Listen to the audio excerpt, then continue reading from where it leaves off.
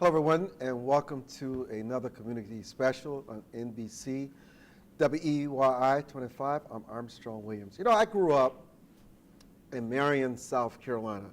I grew up in a culture of entrepreneurship. My parents owned, and the farm remains in the family, a 200-acre farm. Swine, cattle, horses, pigs, tobacco. I learned so much about entrepreneurship, about goods and services, about relationships with people.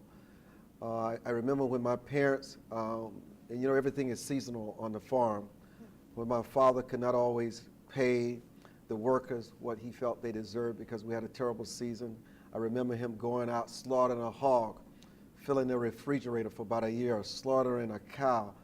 And I realized that sometimes you don't always pay people through money, but you can pay them through other things that they value.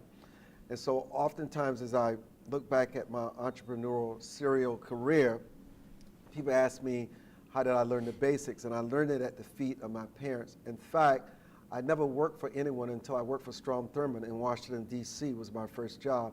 And I only spent 3 years working for someone, and I've been an entrepreneur since I was 26 years old.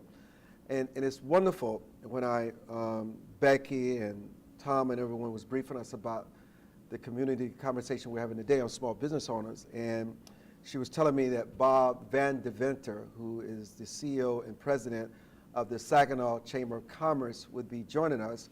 And also Janice Karcher, who is with the Genesee and Flint Chamber of Congress.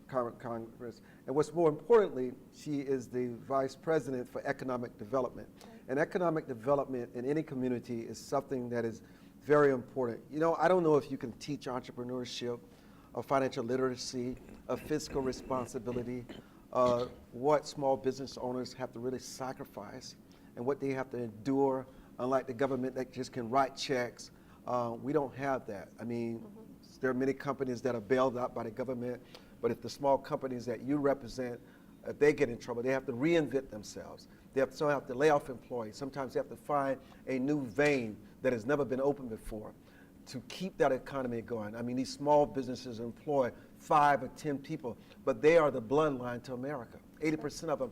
And so, you know, Bob, in your role as the president and CEO of the Chamber of Commerce here in Saginaw County, you know, it's so easy to say what's wrong with the economy.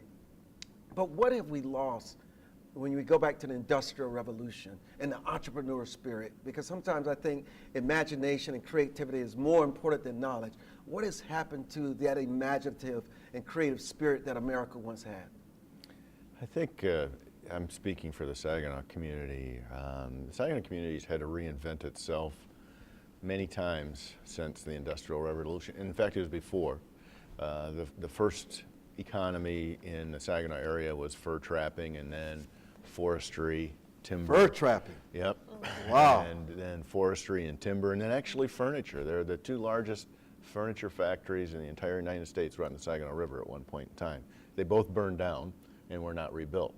Then in the 1930s and 40s, General Motors came to town, automotive manufacturing. And we know the difficulty that the automotive manufacturing industry's been in for 30 years, in our case, in Saginaw. So we've had to reinvent ourselves again. And we've consciously worked, we partner with our economic development organization called Saginaw Future.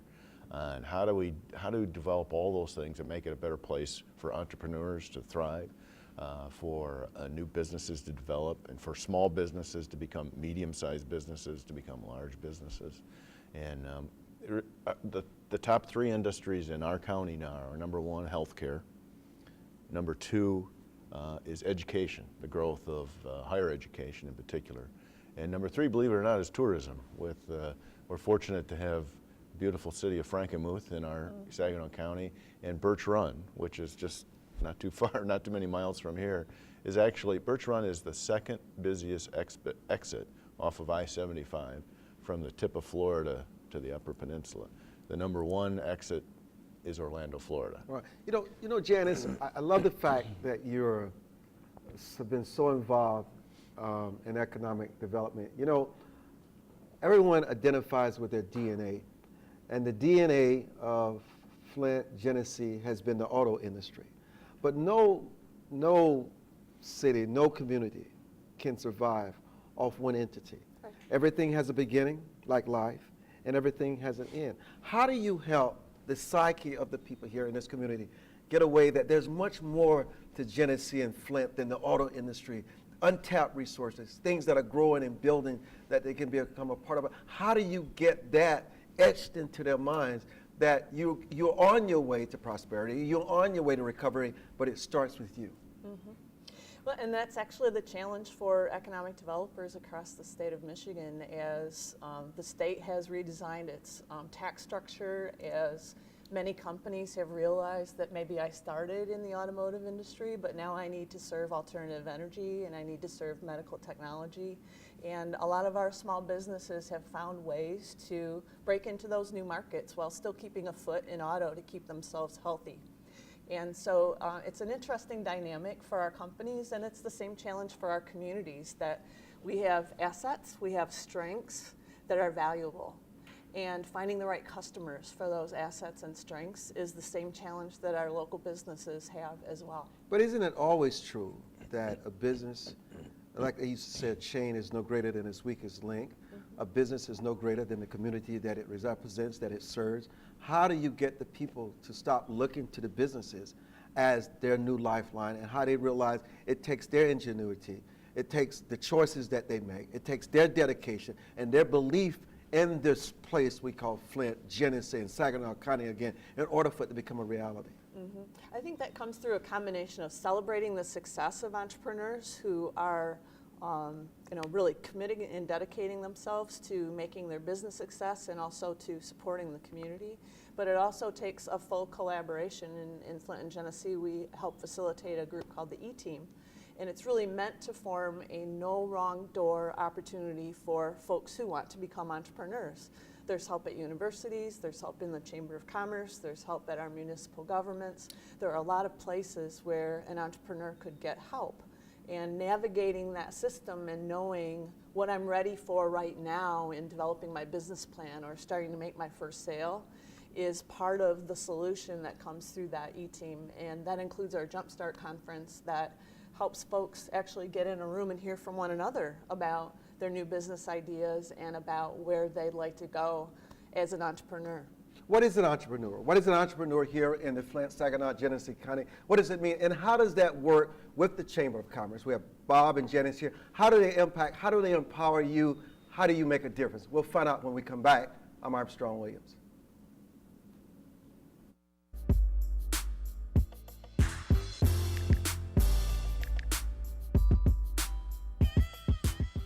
And welcome back. I'm Armstrong Williams. And oh, by the way, I am the new owner, sole owner and manager of WEYI NBC 25. So it tells you how well thought of Saginaw, Genesee, Flint are to us at Howard Stark Holdings in Washington, D.C. You guys may not know it, but when we had the opportunity to buy this affiliate, we said, oh, wow, what a blessing. And to be sitting here with the Chamber of Commerce, with Janice and Bob, and what they continue to do in this community is really exciting for us. I'm glad to be a part of your community.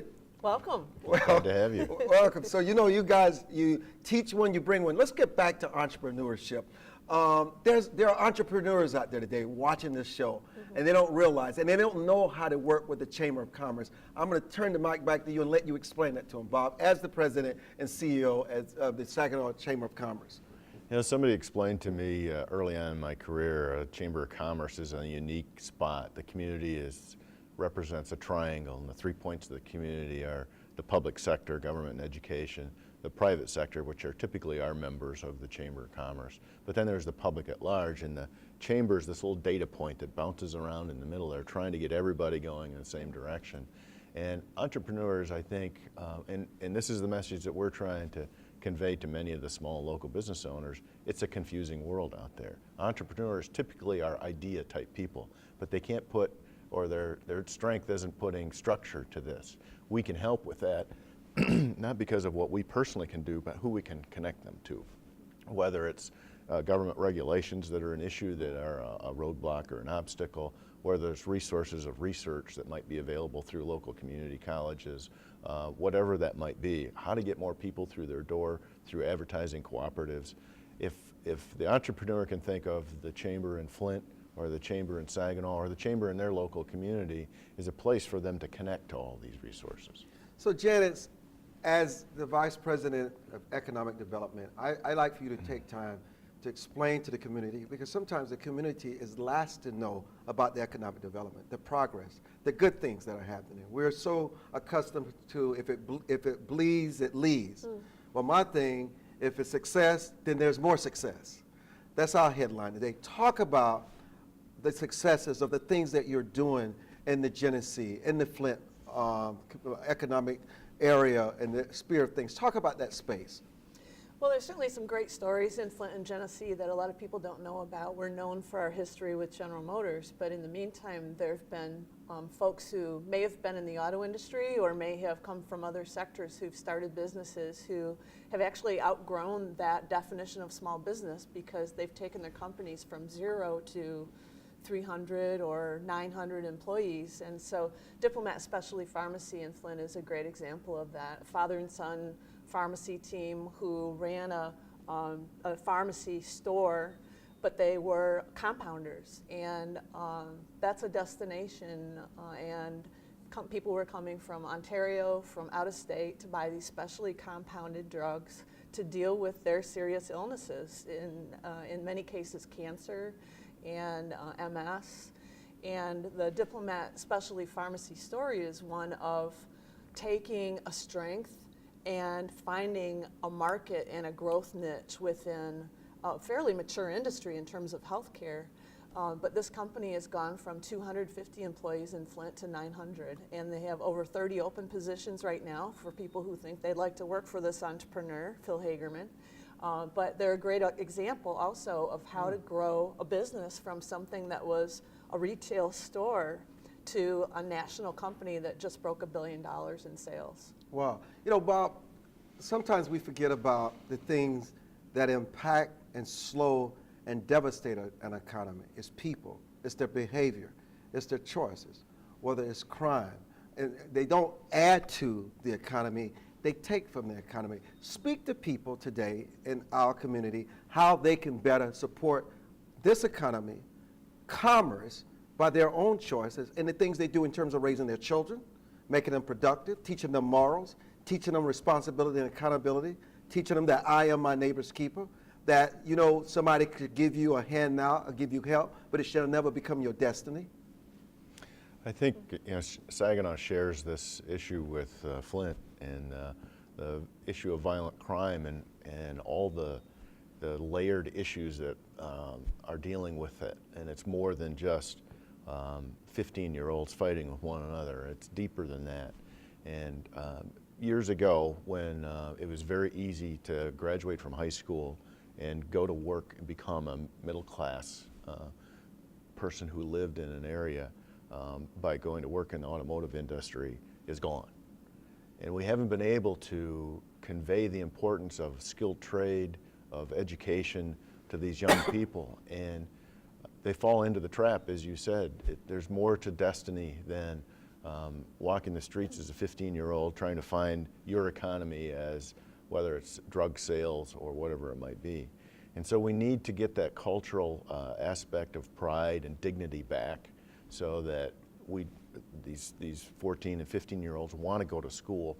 And whether it's to become a teacher, or whether it's a 4-year degree, or whether it's to become the best mechanic in the world, or a carpenter, or whatever it might be, we need to get those skilled trades back and as a level of importance in our education system.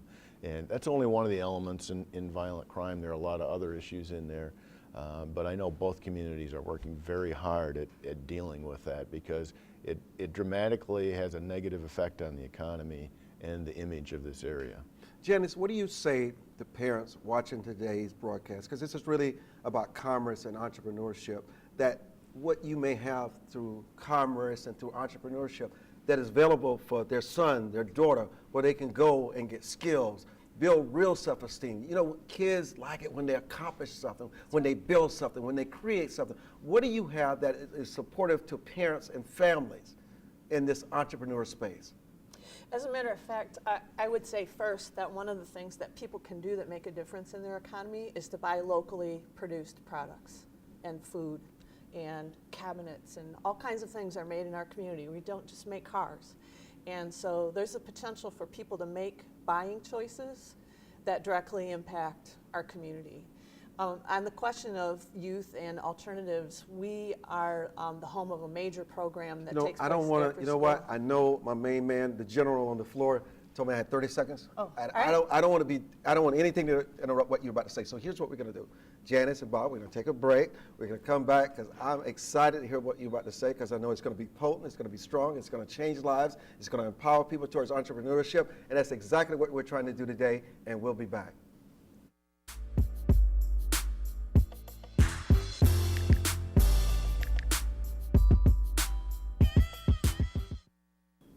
We're back with Bob Van Deventer and Janice Karcher, and you're about to tell us about this exciting program for entrepreneurs. Please. Thank you. Yeah, we actually have a program called Teen Quest, and it actually supports over 1,000 high schoolers per year in kind of providing a crash course, a 4 to 5 week, 4-day-a-week crash course about what it takes to be successful in work, in continuing education, and in entrepreneurship. And that program then qualifies them for a paid summer internship with either a private business or a nonprofit where they actually earn their first paycheck. They understand what it's like to begin having some income of their own, but it also exposes them to new projects and new businesses that they can also learn from in terms of that entrepreneur opportunity. Well, we certainly want you to sign up NBC 25 to be one of Wonderful. your partners. Thank you. We would love to have one of those young people come and intern here and pay them because kids need experience. Yeah. They need someone because many times they're growing up in homes without fathers. They don't necessarily understand work ethic and discipline, and sometimes we don't understand that. It's not their fault. Kids don't ask to come in this world. They don't ask for the circumstances that they're in. And every child, in my opinion, is irreplaceable. God has given us all a talent and a gift that no one else has. And those talents and gifts makes us who we are today, because if you look at all the incredible things that man has created and brought into existence, it's just amazing. And if man is capable of doing it, we have that same potential. And we need to reinvigorate, Bob, and to reclaim the potential of the human condition. This is what we got to do. We got to revitalize it. Absolutely. Yep. And how do we do it? What What about education? Yeah. Are there different things that need to be taught in the classroom? Are there different things that need to be taught in the pulpit? Are there different seminars that need to go on? You know, there was a study done, a national study done through CEO magazine, and CEOs throughout the United States were interviewed and said, how ready are college graduates coming into the career workforce? And the response back was less than 20%. Wow. So 80% of the current environment, in this case higher education, wasn't preparing these folks properly to jump into the workforce and get ready to go.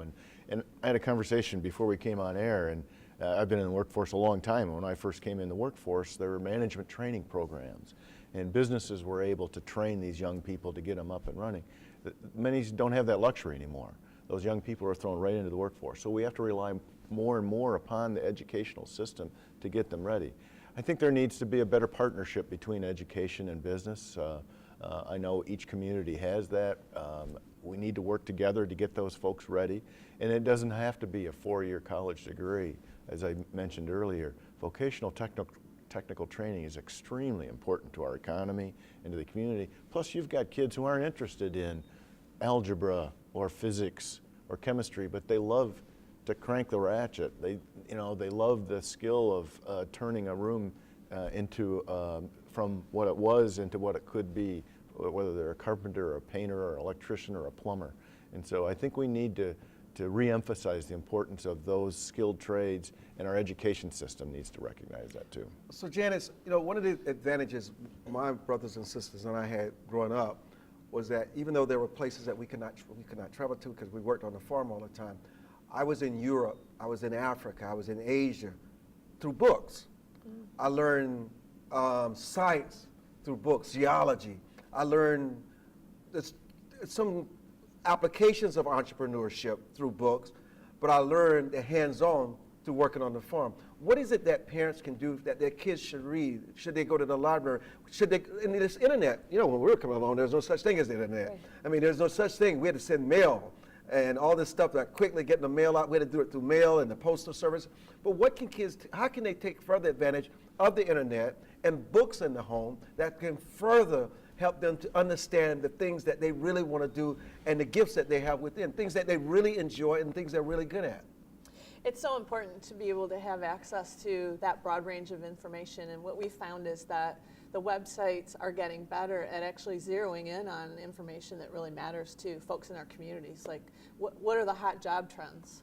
What are the requirements for education and for work experience that would mean that I could qualify for a technician job that has a great earning potential, but also may not require a 4-year degree? That kind of information is now available on the web, where it was very difficult to get that information in the past. Like mytalent.org, which is a state website, is really designed for you to actually understand the math of investing in a degree and the earning potential that that could lead to for that particular degree. So the internet is becoming much more powerful in terms of the information that can entertain us, but also inform us. We're so fortunate to have two very distinguished guests today, Janice and Bob. We're going to come back with some final thoughts. I'm Armstrong Williams.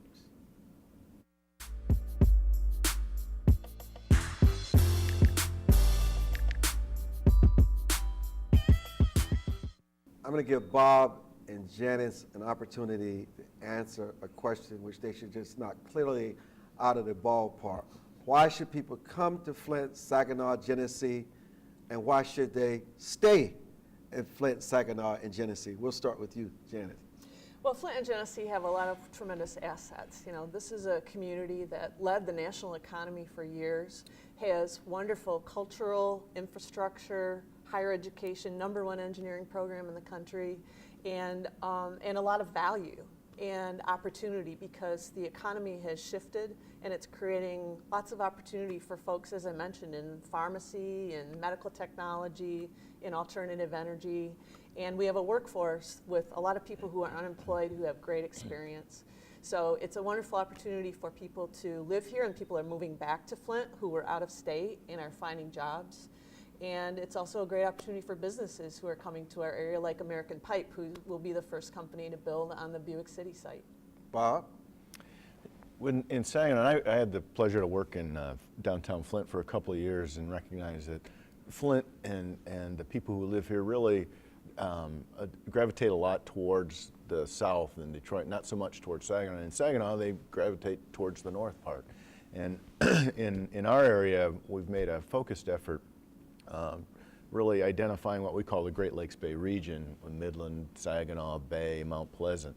There's a real interesting mix of people from Midland to the highest percentage of PhDs per capita to professional fishing on the Saginaw River. So there's a real wide variety of quality of life issues, but opportunities for employment at Dow Chemical, Dow Corning, Hemlock Semiconductor, General Motors, the healthcare industry. So much like Flint, there's a nucleus there for terrific careers and employment, but the quality of life is really amazing. I can't thank you, Bob and Janice, enough, and thank you for joining us on this edition of the Armstrong Williams Show. Good day.